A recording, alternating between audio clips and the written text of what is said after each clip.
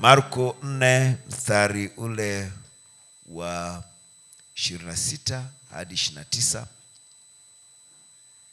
Maandiko yanasema, akasema ufalme wa Mungu mfano wake ni kama mtu aliyemwaga mbegu juu ya nchi, akawa akilala na kuondoka usiku na mchana, nayo mbegu ikamea na kukua asivyojua yeye. Maana nchi huzaa yenyewe kwanza jani, tena suke, kisha ngano pevu katika suke. Hata matunda yakiiva mara aupeleka mundu, kwa kuwa mavuno yamefika. Tuende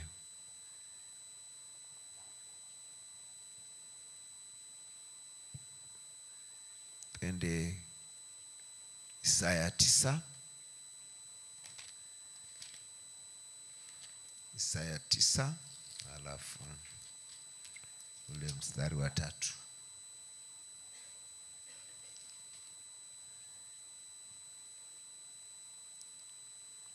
Umeliongeza taifa, umezidisha furaha yao.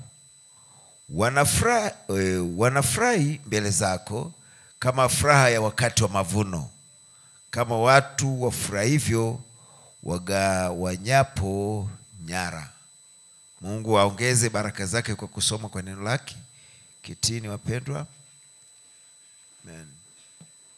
Tulikuwa na ujumbe huu Jumapili zilizopita, au kiacha Jumapili iliyopita ya nyuma, tulikuwa na ujumbe huu, wakati mkuu wa mavuno ya mbegu zilizokomaa. Jina la Bwana barikiwe sana. Wakati mkuu wa mavuno ya mbegu zilizokomaa. Na tuliona kwamba huu ndio wakati mkuu sana kwa mwaminio, wakati mkuu sana pia kwa Mungu. Ni wakati ambapo Mungu anakusanya wateule wote, na sio muda mrefu watakusanyika wa vizazi vyote, kisha tutanyakuliwa. Kwa huu ndio wakati mkuu sana kuliko nyakati zote, kwa sababu kwanza Mungu anamalizia masazo, anamalizia wale wateule wachache waliosalia, mwishoni kisha kusanye wote awarudishe nyumbani. Lakini hizi mbegu za mwisho kabisa anataraji ziwe zimekomaa kabisa. Ndio maana huu wakati ameleta neno lote, sio sehemu ya neno, ni neno lote, kwa sababu nyakati zote walikuwa na kitabu kilichofungwa. Kwa hiyo Mungu alikuwa anamleta tu nabii, anawaonyesha sehemu yao ndogo kwa wakati huo. Amen. Kwa sababu kitabu kilikuwa mbinguni kimefungwa na mihuri 7. Kwa hiyo Mungu alikuwa anamvuvia tu nabii wa kizazi hicho, anamuonyesha sehemu kidogo, lakini sehemu nyingine hamwangazii. Lakini kizazi hiki ameshuka na kitabu kiko wazi. Maanake ndio wakati wa uelewa mkubwa kuliko nyakati zote. Ni wakati neno lote sasa linawekwa wazi. Hiyo tunataraji kuwapata wateule waliokomaa, ambao wanaweza kaishi kwa neno lote. Maana kusudi la Mungu tangu mwanzo ni mwanadamu aishi kwa kila neno. Lakini mwanadamu hajafaulu kuishi kwa kila neno kwa vizazi vyote. Hata Adam alishindwa kuishi kwa kila neno. Kwa hiyo tunaishi wakati mzuri sana kuliko hata wakati wa Adam. Sasa hata Adam hakulishi neno lote. Kwa hiyo kuna vitu alipaswa afanye, hakufanya. Amen. Kitabu kikawa kimerudi nyumbani. Kwa hiyo kikawa kimefungwa. Kwa hiyo tuna vitu ambavyo hata Adam angekaa hapa tungemhubiri, kwa sababu alikuwa hajavifikia bado. Kwa hiyo tunaishi wakati mzuri sana, lakini ndio wakati ambapo ibilisi naye amevuma sana kukandamiza watu kabisa, na amefurisha dhambi sana ili awaangamize watu. Na kwa wakati huo Mungu ameinua beramu sana kwa wateule na kuwaonyesha wateule ni nani, afakaleta kiwango cha neno cha kiwango cha hali ya juu, mpaka shetani anashangaa kwamba hao watu wanajueje haya mambo. Lakini Mungu alitukusudia tujue. Kwenye ujumbe wa hii ndio ishara mwisho, Bwana nabii anasema sote tunajua kwamba tunaishi katika wakati mzuri mno kwa kanisa. Huu ni wakati mzuri kwa kanisa, lakini wakati wa kutisha mno kwa asiamini. Kwa huu wakati una sura zote mbili. Una sura nzuri kwa waaminio, na una sura mbaya na inayotisha kwa asiamini. Sehemu nyingine anasema huu wakati ni wa nuru sana, pia huu wakati ni wa giza sana. Kwa asiamini ni wa giza sana, na kwa mwaminio ni wa nuru sana. Kwa huu ni wakati ambapo una hali zote mbili. Huu wakati ndipo ambapo kuzimu kumepanda na mbingu imeshuka. Vyote vinaishi pamoja. Jina la Bwana barikiwe sana. Matendo ya kuzimu tunayaona duniani, tunataraji kuyaona matendo ya mbinguni yakiwa duniani. Ndio maana Mungu akaleta ujumbe wa kiwango, na Mungu hakubaki mbinguni hata muhuri wa 7 haujafunguliwa mbinguni. Mungu ameshuka akafungua hapa, na Mungu yuko hapa ni mpaka atakapoondoka na wateule, na anawashughulikia mpaka ahakikishe wamekamilika, ndipo aondoke nao. Tangu alivyoshuka hajaondoka. Wakati huu ni mkuu sana, mpaka Mungu amesimama akapigwa picha, mtambo wa kamera wa kisayansi ukathibitisha Mungu yuko duniani. Haleluya. Na Bwana sema hiyo ni ushahidi tosha kuliko ungeona ono. Ukamwona Bwana Yesu kwa ono, hilo tungeamini kwamba ndugu ameona au dada ameona, lakini bado ingekuwa na walakini. Pengine umeona madanganyo macho, lakini kamera sio mwamini. Kamera ni chombo kilichotengenezwa kipige kitu kichopo ambacho hakika kimegusa lens. Na mtu mkubwa wa kupima fingerprint wa Marekani alithibitisha hii nguzo ya moto kwamba ni nuru halisi. Hiki ni kiumbe cha kimbinguni, haijawahi kutendeka katika historia ya dunia, Mungu kupigwa picha. Kwa tuna ushahidi mkubwa, na Baba akasema mnapoweka kanisani hiyo sio picha, ni unabii. Ni Mungu anatimiza unabii, na akataka tuwe nayo, iwe kanisani, iwe nyumbani kwako, iwe chumbani, iwe getoni kwako, popote wezapo kuiweka, kwenye Biblia, kwenye simu yako, kwenye tableti yako. Ni Mungu akithibitisha ujumbe, ni Mungu akithibitisha kwamba Biblia ni kweli. Mungu atusaidie sana. Mungu ameshuka na kuthibitisha kwamba alichonena Branham ni kweli. Ameshuka kama alivyoshuka kwa Musa kwenye mlima Sinai. Akasema, Musa, shida ya watu sio kuniamini mimi, shida ya watu ni wewe kukuamini.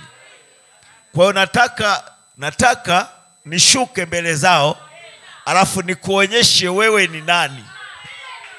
Kwa hiyo Mungu kushuka Sinai ilikuwa ni kumfanya Musa wamwamini. Amen.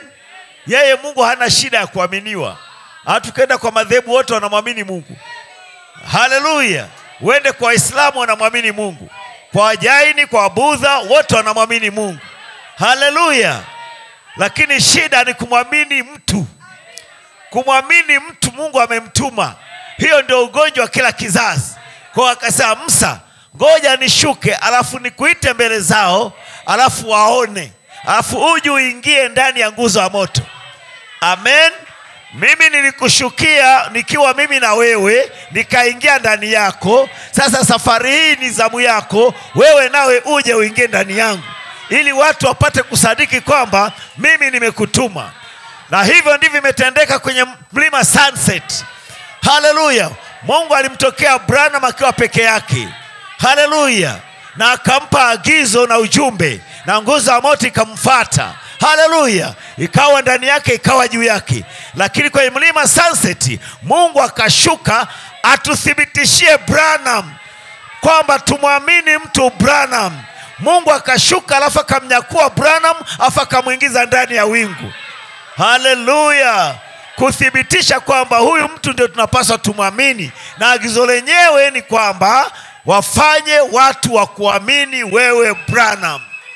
Na leo ndio ujumbe tuko nao. Ndio maana ni wakati wa ajabu sana. Madhehebu yanatushangaa. Wao wanamwamini Yesu ambaye ni Mungu, hiyo haina shaka. Lakini shida ya leo ni kumwamini mtu Branham. Huo ndio ugonjwa. Hata ndani ya ujumbe baadhi ya wahudumu bado hajafunguka kumwamini mtu Branham. Agizo la leo, message ya leo ni kumwamini mtu Branham. Kwa nini? Branham amethibitishwa. Kwa nini tumwamini? Amethibitishwa na Mungu kwamba ndio nabii aliyethibitishwa, nabii mfunuzi wa neno la kiungu. Yeye ndiye pekee amepewa, haleluya, amepewa nguvu na uwezo wa kutokosea. Yeye pekee hatakosea. Huduma zingine zote zaweza kukosea, hata ya kwangu yaweza kukosea, lakini tunayo moja isiyokosea. Hiyo ni ya William Marion Branham. Ndio huduma pekee imethibitishwa. Na kwa namna hiyo, kwa mwaminio, ujumbe wa saa uliohubiriwa na William Marion Branham ndio yakini yetu. Haleluya! Yakini ya mwamini leo ni ujumbe uliohubiriwa na Branham. Na ujumbe uliohubiriwa na Branham ni Biblia nzima, ni neno lote. Ukimwamini Branham kwa ujumbe wake, umeiamini Biblia yote, kwa maana ujumbe ni Biblia na Biblia ni ujumbe. Huwezi kutenganisha vitu hivi viwili.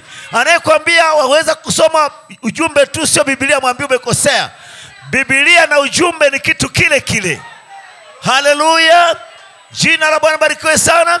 Biblia ni neno la unabii liloficha maana fulani, lina siri fulani. Ndio nabii anakuja sasa, haleluya, akiwa na nguzo ya moto. Nguzo ya moto ile iliyomtokea Musa akaandika Biblia Agano la Kale. Nguzo ya moto ile mtokea Paulo akaandika Agano Jipya. Sasa nguzo ya moto inakuja, haleluya, kwa Branham inafasiri Biblia yake.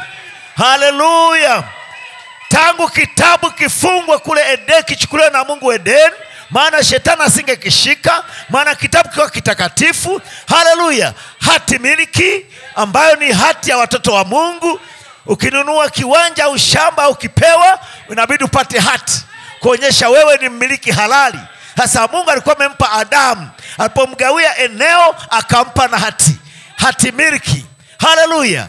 Kwamba hati miliki yako ni kila kitu kiko humu. Haleluya! Sio wewe tu, Adamu pamoja na kizazi chako chote, majina yako humu. Na kwenye hati huwa kunaandikwa jina la mmiliki na mali zake zinahorodheshwa zote. Haleluya! Amen. Kwa shetani alitaka apore, na alijaribu kupora, ni jambazi. Haleluya! Lakini Mungu akawinda kitabu. Alijua akishapata hiyo hati, shetani atakuwa hana haki.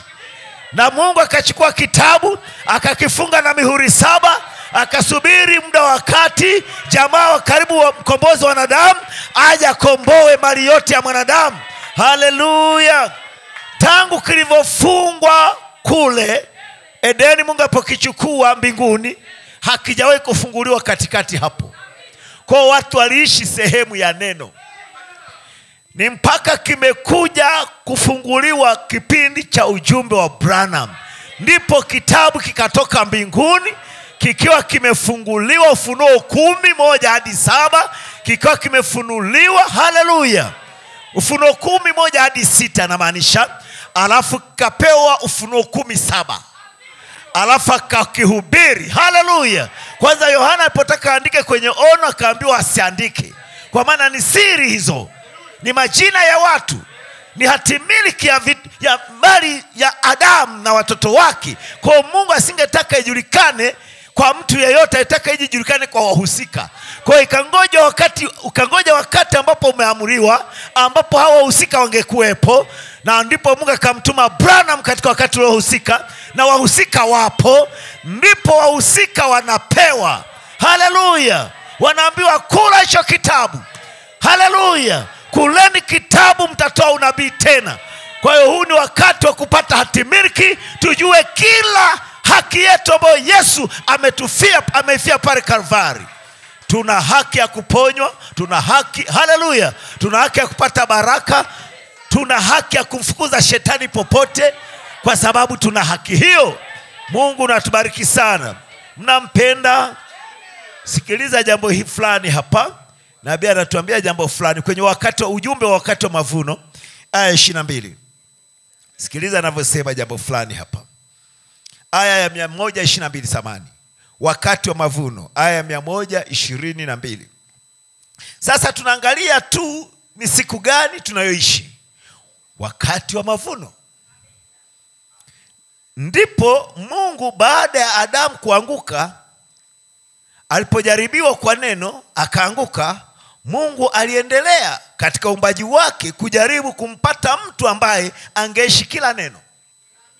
Kwa Adamu alipoanguka, Mungu hakukaa kimya, alienda kutafuta mtu ambaye anaweza kaishi kila neno.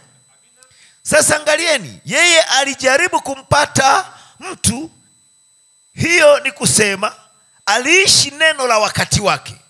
Sasa mnaona Mungu litapanya neno lake, maana angeweza kwa Mungu aliweza kulitapanya neno vizazi vyote. Haleluya. Yeye alijaribu kumpata mtu ambaye angeishi neno lote. Sasa tuone, alimjaribu Nuhu kwanza 135. Jambo la kwanza alofanya, yeye alimjaribu Nuhu alimpungukia, akawa mlevi, alishindwa. 136. Musa, kile kipeo kikuu na chenye nguvu cha Mungu, yeye alimjaribu naye akashindwa. Alijitukuza mwenyewe na hakuruhusiwa kuingia katika nchi ya ahadi. Mwingine Daudi 137. Ndipo akaja Daudi ambaye alikuwa auakisi ule utawala mkuu wa miaka 1000 katika Daudi, naye alikuwa aonyeshe kile mfalme wake alichokuwa. Naye Mungu alimwapia Daudi angemwinua mwanawe aketi kwenye kiti chake cha enzi. Naye Daudi alikuwa ni mtu hodari sana, mpaka alikuwa mtu anayeupendeza moyo wa Mungu. Naye Daudi alikuwa akifanya mema. Yeye aliwapiga Wafilisti wote na kuyabomoa madhabahu na akadumu na neno. Na hatimaye mwanamke mrembo akamvuruga, naye akavunja amri, akalipoteza neno, akafanya uzinzi. Mnaona mtu aupendezaye moyo wake mwenyewe. Mnaona hata hivyo Daudi alimpungukia Mungu. Amina. 138. Musa alimpungukia, hao wengine wote walimpungukia, bali maisha yao yote yalikuwa ni uakisi tu wa yule atakayekuja. Na huyo mkamilifu alipokuja, aliishi vema kwa kila neno. Hata akasema, ni nani awezaye kunihukumu kuwa nina dhambi? Jina la Bwana barikiwe sana. Wote tunajua aliye mkamilifu aliyekuja ni nani. Hakuna mkamilifu ila Mungu peke yake. Na huyo Mungu aliyekuja ni huyo Yesu aliyezaliwa duniani. Mungu akafanyika mwili, Mungu akafanyika mwanadamu, na ndiye pekee aliyeweza kuliishi neno lote, sio sehemu ya neno. Yesu aliishi neno lote, na akawa sababu ya wokovu, na akawa jamaa wa karibu kwa mwanadamu aweze kukomboa jamii ya binadamu iliyopotea, jamii ya Adamu iliyopotea, naye akaikomboa. Haleluya. Na alipoikomboa akaenda kudai hati miliki yao. Amekuwa kiidai kupitia nyakati 7 za kanisa. Haleluya. Hatimaye mwishoni akawa na haki sasa ya kwenda kukitoa kile kitabu kutoka kwenye mkono wake aliyeketi kwenye kiti cha enzi, na akakitoa kitabu na akazivunja mihuri zake. Haleluya.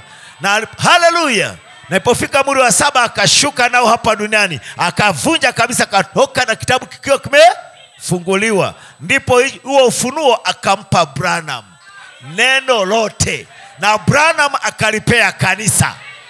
Na huduma 5 zinaendeleza sauti ile ile, ujumbe ule ule wa mtu mmoja, William Marion Branham. Amina. Kwa huu ni wakati wa ajabu na wakati mkuu sana kwa mwaminio. Tungeweza kutambua jambo hilo, ingetufanya tutembee vifua mbele tukisema asante Mungu, kwa sababu huu ni wakati mzuri. Narudia tena ujumbe wangu wa hii ndio ishara mwisho Bwana. Kiswahili hawakuweka paragrafu kwa namba, lakini paragrafu zipo ila hazikupewa namba. Kwa Kiingereza utapata kuna namba. Lakini hii katika ujumbe huu, hii ndio ishara mwisho Bwana. Anasema sote tunajua kwamba tunaishi katika wakati mzuri mno kwa kanisa, lakini wakati wa kutisha mno kwa asiamini. Na tunaishi katika mmoja wa nyakati za hatari zaidi ya zote ambazo ziliwahi kuwako tangu ulimwengu uanze. Hakuna nabii, hakuna mtume kamwe katika wakati wote aliyewahi kuishi katika wakati kama huu tunaoishi sasa. Huu ndio wa mwisho. Kwenye ujumbe mwingine, nawezaje kushinda, aya 44, tunaona wakati huu tunaoishi ni mmoja wa nyakati nzuri sana za nyakati zote. Amen. Hata nabii ametueleza kwenye ujumbe mmoja, anasema kama Mungu angemwekea nyakati zote zilaze mbele za Branham na amwambie waweza kuchagua, amuulize unachagua wakati gani, na basi ningechagua huu wakati. Huu wakati ndio mkuu sana kuliko hata wakati Bwana Yesu alipokuja hapa duniani. Sasa ungewazia, wengi tunawazia ule wakati Yesu alikuja duniani, wote tunajua kama ndio mkuu kuliko nyakati zote. Lakini nabii anasema ule wakati alikuwa anakuja kuwafia, kuwakomboa watoto wake. Lakini huu wakati anakuja kuwachukua. Huu wakati ndipo ambapo wote waliokombolewa watakusanywa pamoja. Huu wakati ndipo siri zote ambazo hata wakati wa mwili wake hakuzisema. Alikuwa anasema nikali ninayo mengi ya kuambia sasa, lakini hamuwezi kustahimili. Kwa alikuwa anajua kuna wakati sasa atakuja yaseme yote, ambapo wakati wa kustahimili yapo. Na nabii akasema ilikuwa avunje mihuri, lakini wakati ulikuwa hauwezi kuwafaa wale watu. Ilikuwa imetayarishwa kwa ajili yetu. Hata kipindi cha Danieli alipekuliwa kidogo tu hivi, akaona, akaambiwa funga kitabu. Akajibu kudadisa, sema funga kitabu, haya mambo yameandaliwa watu wa siku za mwisho. Alafu cha ajabu imetuangukia ndio sisi. Afu ibilisi anatupiga ganzi tusijitambue. Na mara nyingi anakuambia wewe ni kitu kidogo, kioga, kilichodhalilishwa. Mwambie hapana, mimi ni mwana na binti wa Mungu. Huu ni wakati wa kujitambua, bibi harusi, ya kwamba wewe ni mwana na binti wa Mungu. Hizi jumbe zote zinakusema wewe. Wewe ndiye mlengwa. Wewe ndiye mhusika. Jina la Bwana barikiwe sana. Mnampenda Bwana Yesu Kristo? Amen.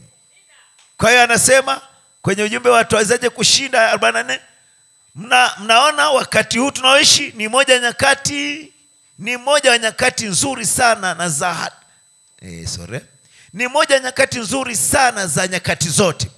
Wakati huu wa kanisa la Laodikia ndio wakati mzuri sana kuliko nyakati zote za kanisa, kwa maana ni mwisho wa wakati na kuungana kwa umilele. Tunafunga wakati, tunaingia umileleni. Huu wakati ni mzuri. Tunamaliza namba 7, tunaingia namba 1. Bwana Yesu awabariki sana. Kwa hiyo tunampenda Mungu sana kwa jinsi anavyotujali namna hii. Anatujali sana sana sana. Sikiliza. Joho la kuachiwa. Nabii amehubiri ujumbe unaitwa joho la kuachiwa. Joho la kuachiwa au vazi la mtumba. Second hand. Nasema ni kwa Kiingereza nasema nini? Ngoja nikupe kwa Kiingereza, kwa sababu unaweza mwingine akawa hajui hii joho la mtumba linafanyikaje. Samani mara moja, nivumilieni mara moja tu, naileta muweze kuiona. Wampenda Bwana Yesu Kristo? Yani kuambie ni nini hii?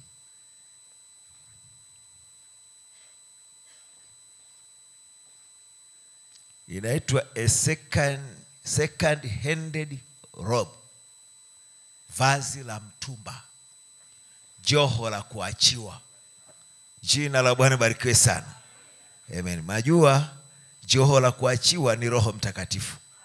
Roho Mtakatifu huyu ndiye aliyewajaza wateule wa kwanza, au wale kanisa la kwanza la mitume, ndiye aliyewajaza. Leo ndio tunajazwa roho huyo. Na nabii alichukua hapa ambapo lile vazi alikuwa amevaa Elia, ndio Elisha alivaa hilo. Na sisi tunamvaa roho yule aliyekuwa kwa Kristo, roho yule aliyekuwa kwa mitume, roho yule aliyekuwa kwa Branham. Kwa hiyo ni joho la kuachiwa. Hata muda wetu kiisha tukalala, kizazi chetu kinachoendelea, watoto wetu watajazwa roho huyu. Kwa hiyo litakuwa ni joho la kuachiwa. Bwana tujalie sana. Mampenda Bwana Yesu Kristo? Kwa hiyo joho la kuachiwa au vazi la mtumba aya 21. Naye Mungu hajawahi kujiacha mwenyewe duniani bila shahidi. Kwa leo lazima kuna shahidi. Hata kama nabii amelala, tunajua ujumbe wake ni shahidi, lakini hauishi tu kwa ujumbe ubaki kwenye kanda na vitabu, unapaswa uvae mili. Na hao ndio mashahidi leo, watu waliojazwa Roho Mtakatifu yule yule aliyekuwa kwa Branham, na nguzo ya moto ile ile, na ujumbe ule ule, na jumbe zile zile, na mahubiri yale yale. Amina. Mungu hajawahi kujiacha mwenyewe duniani bila shahidi.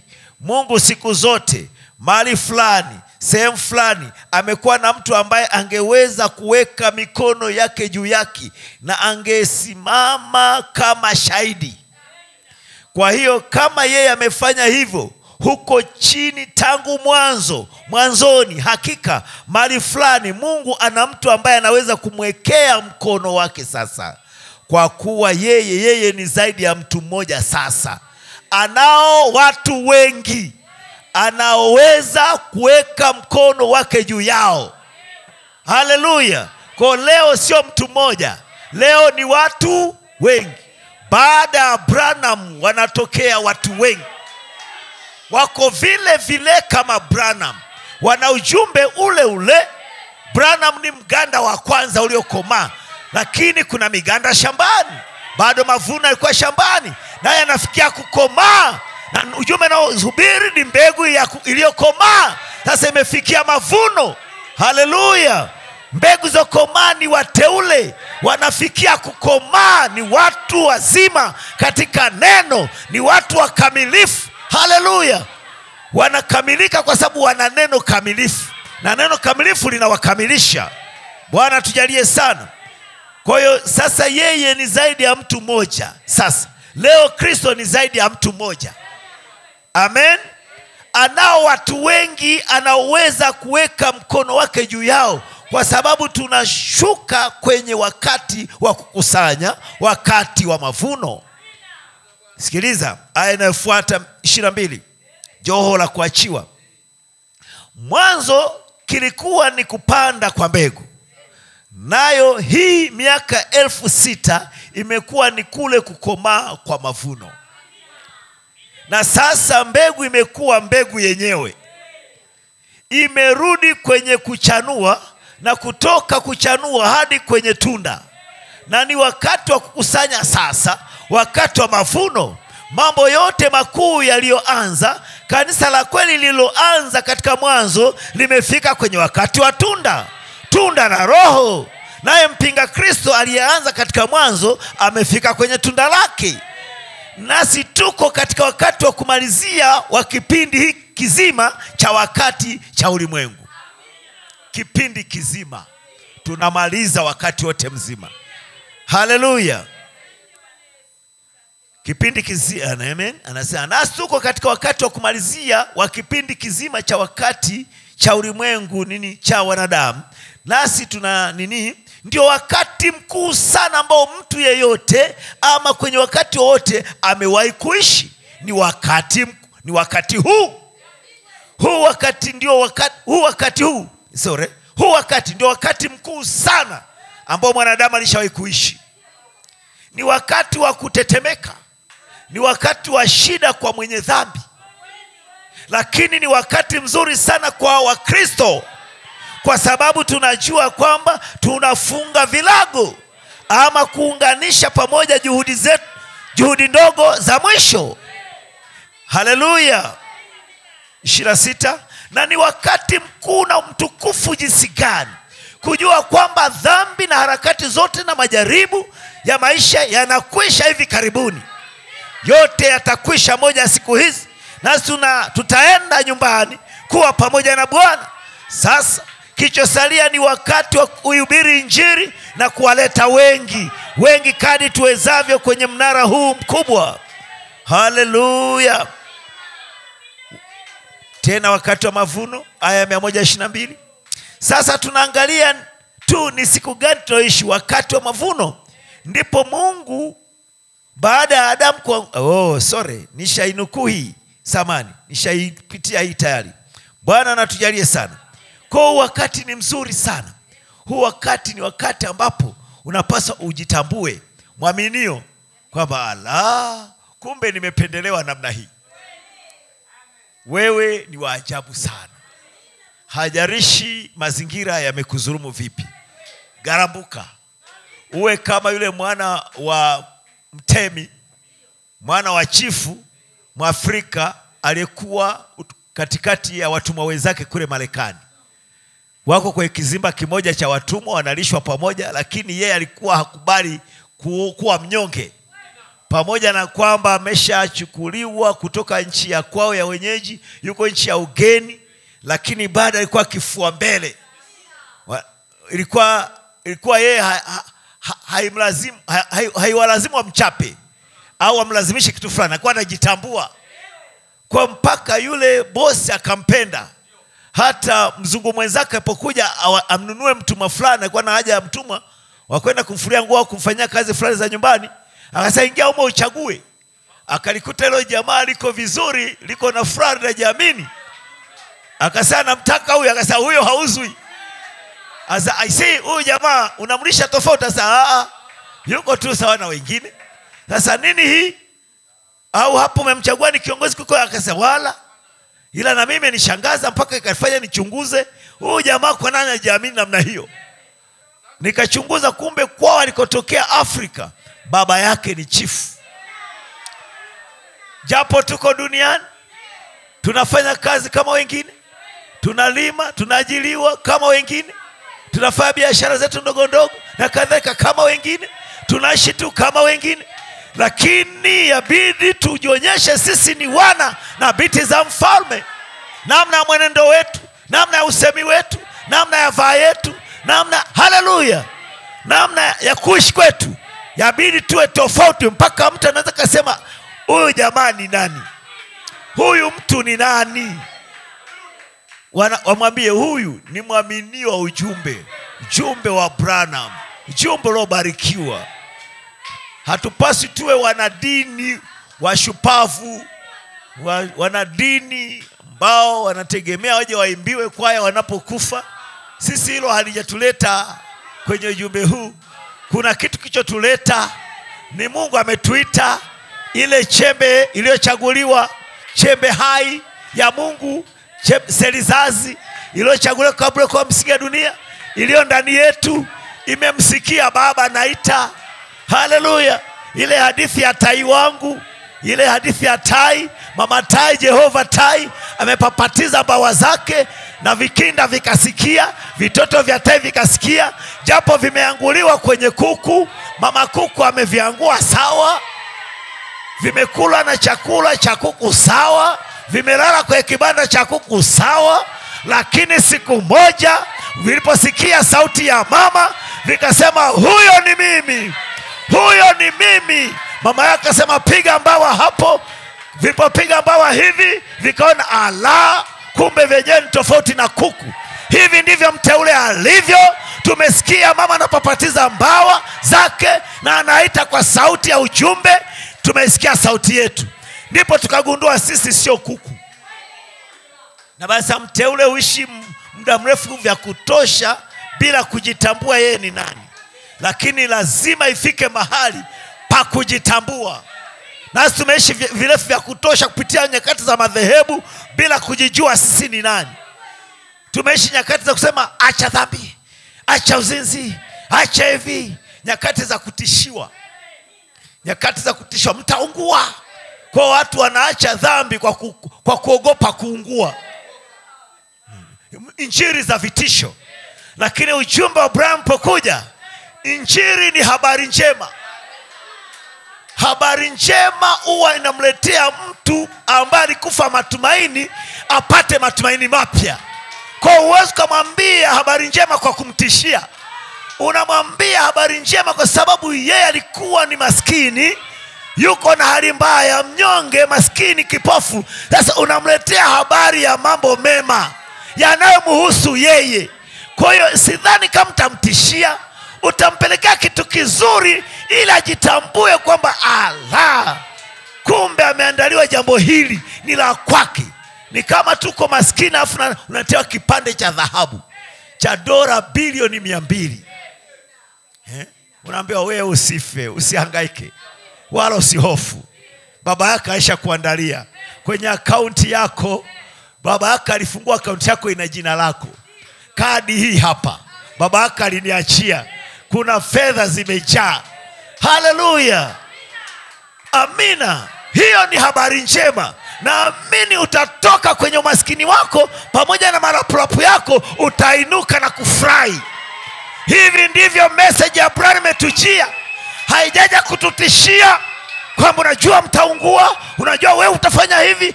La, imesema wanangu mko wapi? Ikakuta wengine ni walevi, wengine ni wazinzi, wengine wamejilembua, wamevaa bangili na heleni na kila kitu. Haikwambii toa, inakwambia njoo sogea uone kile baba yako amekuandalia. Bwana amekuta wengine wamevuta sigara, anasema nampenda Yesu lakini sigara nashindwa kuacha. Na basi njoo nikubatize na sigara zako. Akijua kwa kuwa ni mteule, sigara zitakatika zenyewe, bangili zitatoka kwenye mikono, heleni zitatoka zenyewe. Hatuna haja kuambia acha hiki, acha hiki, acha hiki. Tunakuonyesha message, habari njema. Kisha unaona wewe mwenyewe unaacha dhambi, wewe mwenyewe unaacha uzinzi baada ya kujitambua wewe ni nani. Hivi ungempigia kelele tai, umwambie wewe tai ruka, wewe mjinga kwa unakaa kwenye kibanda, asingekuelewa. Angekuwa na kushangaa unazungumza kitu gani. Acha kudonoa nafaka, wewe ni tai. Baada singeelewa. Wewe leta sauti ya mama tai, amuone mama tai yuko hapo. Afu mama tai alie, kitu fulani kundani kitalia, kitaitana, kilindi kinaita kilindi. Alafu akasema huyo ni mimi. Alafu tabia za kuku zitamwacha zenyewe. Tunahitaji tupewe neno letu la saa. Vitabia vya dunia vitaondoka vyenyewe. Bwana tujalie sana. Hatuna injili ya masharti. Tuna injili ya upendo. Message ni upendo. Upendo stahimili yote. Upendo hauhesabu mabaya. Upendo ustiri wingi wa makosa. Kama mtu anakupenda haoni makosa yako. Na Mungu alitupenda hivi kwamba kawa kipofu kwa makosa yetu, hata hayaoni. Wewe ndio unabaki unajilaumu na kusikitika. Yeye alishakusamehe zamani. Alikujua vile utazaliwa na vile utatembea kwenye dhambi na utazama kwenye dhambi ngapi. Alijua. Na akajua ni wakati gani atakuja kuletea ujumbe na utoke kule. Yeye alijua mambo yote. Wala usianze kujilaumu kwamba akaacha nikafanya hivi. Ndiye aliachia uende umbali huo ili aonyeshe neema yake kwako na aonyeshe vile anakupenda. Si tu alikuacha uanguke peke yako huko, pia alikufuata huko. Akashuka kwenye vipande ulivyoshuka kwenda chini, na yeye akaja huko kwa matope ya samadi, na akashuka huko. Si Mungu alifanyika mwanadamu na akafanyika maskini. Yesu aliumwa na njaa huko kwa Mungu, akijua na unaumwa njaa. Salishuka akakaa hapo kwenye siku zao za kibinadamu za sherehe, afu kahaba kampapasa miguu. Si Yesu alikuwa ameshuka mpaka kwa maisha ya kahaba, mpaka kahaba awe na nafasi ya kumshika Mungu. Si jambo rahisi. Hiyo ni kuonyesha anatupenda upeo. Alishuka mpaka vipandio vya chini. Sivyo tu, haikuishia hapa duniani. Akajua tukifa tungeenda kuzimu. Akaenda kuzimu kwa ajili yetu. Yeye akaenda kuzimu ili sisi tusiende kuzimu. Afa kaidaiveji njia. Tunapokufa meidaiveji chua, tunaenda utukufuni. Hatuteremki kuzimu, bali tunadaivejia hapa, tunarudi nyumbani. Jina la Bwana barikiwe sana. Na akasema kila anayeniamini hafi kabisa. Ujapokufa utakuwa unaishi. Mungu atujalie sana. Mnampenda Bwana Yesu Kristo? Unaogopa nini? Mungu anakupenda sana. Anakupenda, amekupenda kiasi cha kukufia. Atakosaje kukirimia na mambo mengine yote? Sisi ndio tunahangaika, tuna hahaha, lakini yeye anatushangaa kwamba hivi hawa watoto wangu wanaelewa kile nimewatendea? Mbona nimewapa neema iliyozidi kuliko wengine wote? Yaani una neema kuliko mteule yeyote kwa Biblia. Alafu bado tunajikoroga kwenye hali fulani. Tunasema hivi, tunang'ang'ana tuokoke. Anatushangaa. Alishatuokoa alafu wewe unataka uokoke tena. Ashakukomboa tayari. Wewe unataka ukombolewe lini? Wapi? Message hii imekuja inakutoa kwenye takataka za madhehebu, kwenye tafsiri mbaya, inakuleta kwenye ujumbe uliobarikiwa, ujumbe uliojaa ufunuo. Ujitambue, unapaswa utembee kifua mbele ukisema asante Bwana. Jina la Bwana barikiwe sana. Tuliona mbegu ya kawaida jinsi ambavyo inaenda ardhini. Ni mbegu halisi. Haleluya. Mbegu ya asili. Unaipeleka chini ardhini, unaifukia, unamwagilia maji. Inapochipuka haiji kama vile ile iliyoingia chini. Inatokea ina majani mawili.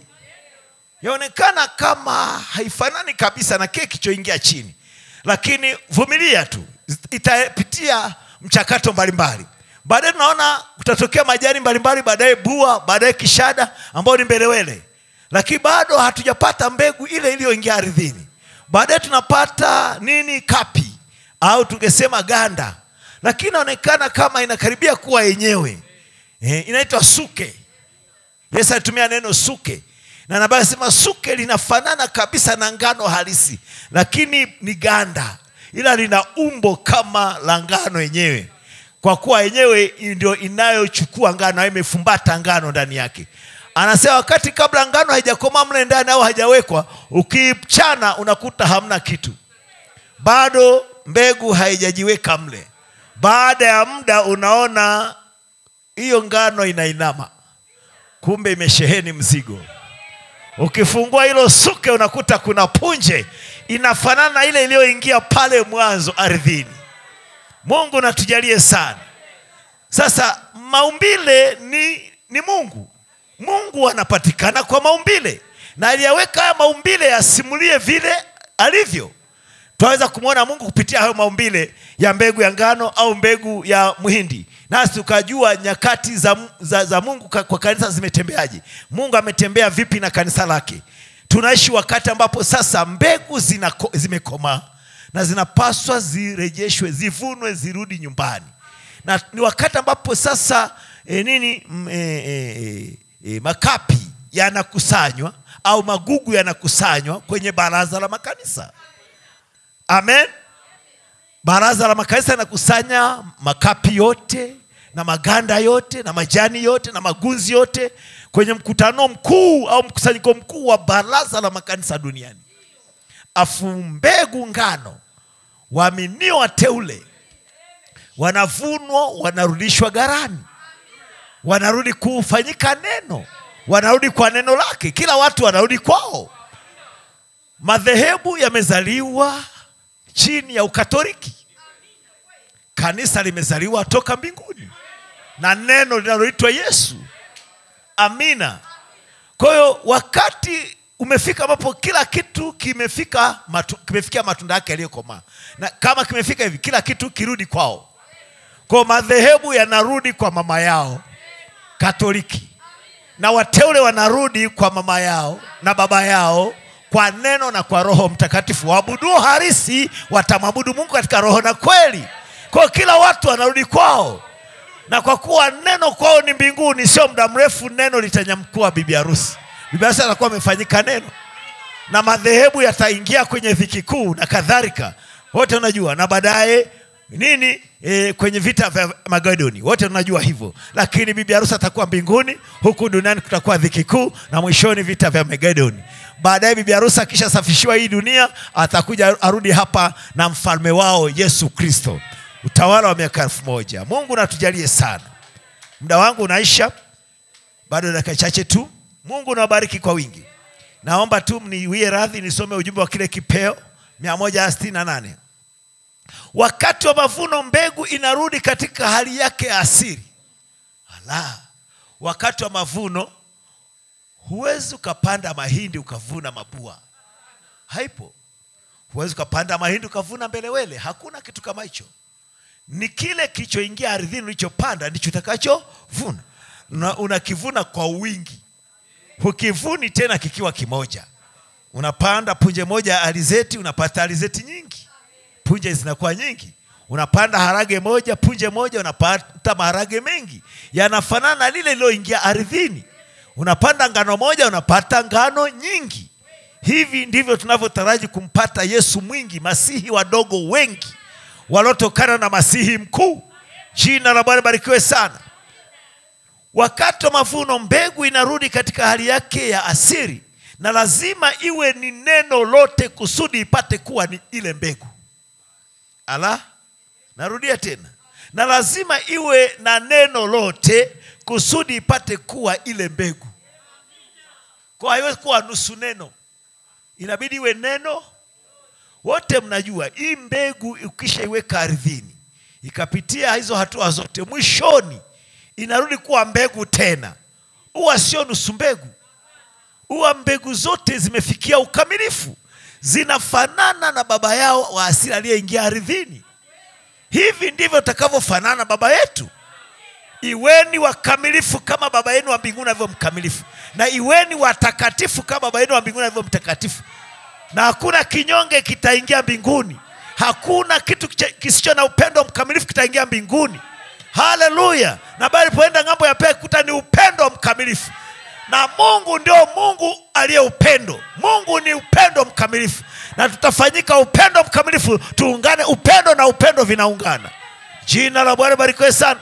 Ndio maana hata hapa kwenye piramidi inaanza na imani, inakwenda nguvu, wema na kadhalika, maarifa na kadhalika, mpaka hapa karibu na kichwa unapata upendano wa ndugu usio na unafiki. Alafu pale juu ni upendo. Kwa chini upendo, hapa juu upendo. Upendo na upendo vinaungana. Jina la Bwana barikiwe sana. Amen. Kwa hiyo lazima iwe neno lote kusudi ipate kuwa mbegu, ni ile mbegu. Kusudi ipate kuwa ile mbegu. Na haiwezekani kuwa na nusu ya mbegu, haitakuwa. Lazima iwe ni mbegu nzima. Sio kwamba idhihirishwe kusema naamini katika ubatizo wa Roho Mtakatifu, haleluya, naamini katika kunena kwa lugha. Hiyo ni sehemu tu ya hiyo mbegu. Lakini sasa hiyo imeongezewa. Ni kweli tunaamini, amina, tunaamini ubatizo wa Roho Mtakatifu, tunaamini kunena kwa lugha, lakini hizo ni sehemu. Inapaswa iongezewe mpaka iwe kamili. Jina la Bwana barikiwe sana. Amina. Unajua tulishavuka kote huko? Wengi hatujajua. Tumevuka kusema kujazwa. Kujazwa kupo, lakini haishi kujazwa. Inaishiwa sasa huyo Roho Mtakatifu kujaza akuwe ndani yako katika zile hatua 7. Akomae, afikie ukamilifu. Jina la Bwana barikiwe sana. Kwa haidhirishwi tu kusema nimejazwa, nimenena kwa lugha. Sio nimetabiri, sio nimefanya nini? Paulo akasema tunatabiri kwa sehemu, tunafanya unabii kwa sehemu. Ijapo iliyo kamili, na kamili ni Mungu. Kwa mpaka tufanyike Mungu. Naye ametukirimia ahadi kubwa za thamani, ili kwa hizo mpate kuwa washirika wa tabia za uungu. Mungu anakupa imani yake, anakupa wema wake, anakupa maarifa yake kiasi chake, anakupa vyote hivyo 7. Zile tabia anazokupa, vyote hivyo anavyokupa vinajenga tabia ya Mungu ndani yako. Hatimaye utashangaa unatenda kama Yesu. Alafu nasema ilitendeka lini? Imekuwa ikitendeka siku hadi siku. Unaposikiza ibada kama hivi, unapata ufunuo, kuna kitu kinaongezeka. Unaposikiza kanda, kuna kitu unakipata kinaongezeka. Unaposoma ujumbe, kuna kitu kinaonekana, Mungu anakufunulia hatimaye unajengwa nyumba ya Mungu. Mungu anajijengea nyumba yake mwenyewe. Mungu anajenga nyumba yake mwenyewe ya kuishi yeye mwenyewe. Jina Bwana barikiwe sana. Na mwisho wa wakati tutakuwa ni nyumba za Mungu. Hamjui ya kuwa ninyi ni hekalu la Mungu? Mungu aliye hai anataka aishi ndani yetu. Na Paulo akasema nawaambieni siri. Hiyo siri ni Kristo ndani yenu, tumaini la utukufu. moja ya siku hizi Mungu kamili atakuwa ndani ya watu wake. Jina la Bwana ibarikiwe sana. Namaliza tu kidogo hapa. Sio kwamba idhihirishwe kusema ninaamini katika ubatizo wa Roho Mtakatifu, haleluya, naamini katika kunena kwa lugha. Hiyo ni sehemu tu ya hiyo mbegu. Lakini sasa hiyo imeongezewa, haleluya. Mnaona ule uhai, si zile karama, ule uhai wa hizo karama. Mnaona inalomaanisha tuko katika wakati wa mwisho, ndugu zanguni. Ubua, kishada, ganda vimekufa na kukauka. Sasa kuna jambo moja tu ambalo yapasa litendeke. Kwa vitu hivi vitakusanywa katika baraza la umoja wa makanisa ulimwenguni, vipate kuteketezwa kwa moto. Hiyo ni Branham asema, na hiyo ni Roho Mtakatifu anasema. Haleluya. Uhai wote wa kweli, sikiliza, uhai wote wa kweli uliokuwemo katika ubua, kishada na ganda sasa unakusanyika katika ile mbegu. Uhai ndio uliotengeneza majani haya, uhai ndio uliotengeneza bua, uhai ndio uliotengeneza mbelewele, uhai ukatengeneza suke au ganda. Uhai huo mwisho wake unajifuta kote, unajikusanya kwenye sehemu moja ya hilo. Katika hatua hizo za mmea ni mbegu. Mbegu katika makuzi ya ule mmea, sehemu fulani inaitwa mbegu. Mbegu ndio inapewa neema kuliko sehemu zingine za mmea. Uhai wote unaipa hiyo mbegu upendeleo. Uhai unachagua mbegu, na mbegu nayo ni sehemu ya makuzi. Nayo imetokana na mabua na majani, lakini ikapewa neema. Uhai ukaamua uchague. Tumekuja kwa kuchaguliwa.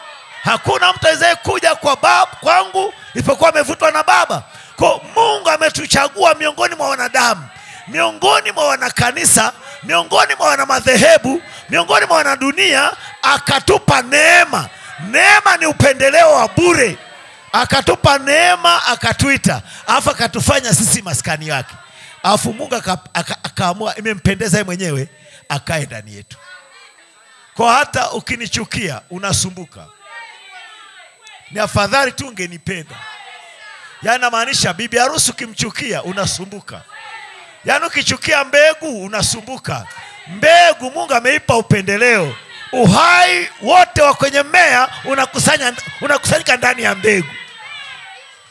Kwa hiyo hata ukisema mbegu inajifanya, haijifanyi. Yenyewe Mungu aliiweka hivyo. Yenyewe ndio ichukue uhai wote. Na ikishachukua uhai wote, hatua za kukua za mmea zimekwisha. Yabidi vitu vianze kukauka. Ndipo majani yanakauka, mabua yanakauka, mbelewele zinakauka, maganda yanakauka, lakini mbegu inakomaa.